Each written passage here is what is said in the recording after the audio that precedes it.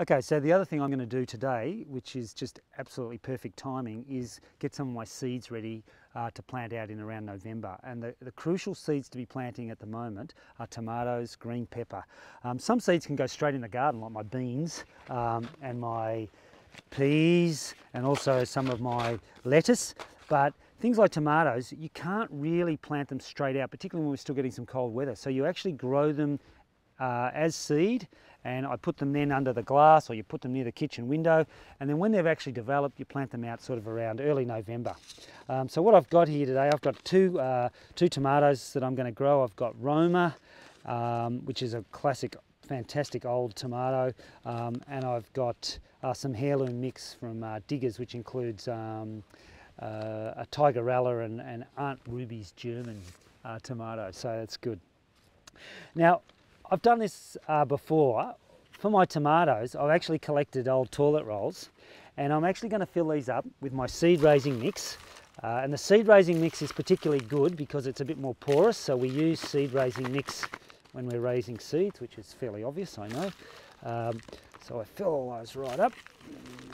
We shake that up a little bit just to actually get that soil to settle, but I continue to fill those up.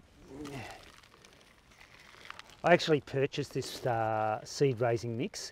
Quite often you can use a little bit of compost, but it just needs to be quite porous, because if it holds too much moisture, it'll actually rot the seeds. So that's why, you know, it's not very expensive. I think it cost me $3 or $4, but it is worth just buying good seed raising mix.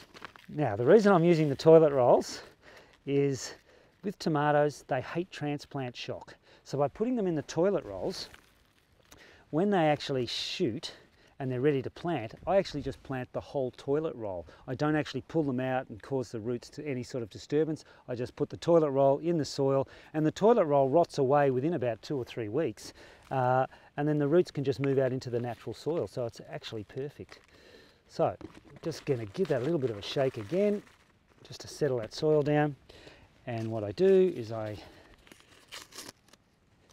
get my seed out.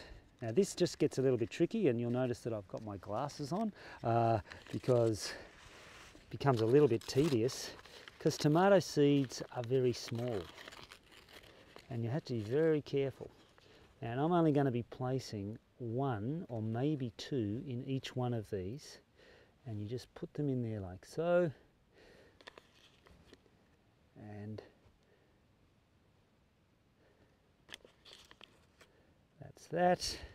Now I just press those in a little bit just to make sure we've got good soil contact. I've got to wrap those up very carefully. And really, that's all there is to it. The only thing you just tend to then do is just put a little sprinkling of soil over those seeds. Sometimes you can use a little sieve to do that with, just so you don't get any really large heavy bits on the seed. Do those with that. Again, just settle those in. Now it's important, this is just a real cheap little watering can, but you've just got to get a nice little spray and you just water those in. Now these have to be watered every day. Once you start watering, you cannot stop the watering. It has to be kept consistent. But in about hopefully 14 days, those seeds will emerge, and within sort of another 14 days, they'll be ready to plant out. So about a month, and they'll be ready to go. Now, you either have to put these near a kitchen window, or somewhere where the warmth is going to be consistent, because if you get this hot cold thing happening, it'll cause a real problem with the seed germination. So what I do is, I've got this little really crappy little glass house. I trot it out every year just at this time of year for my seeds. So I actually just put those up there, and I'll have some other seeds going in here, and that's really as simple as it gets.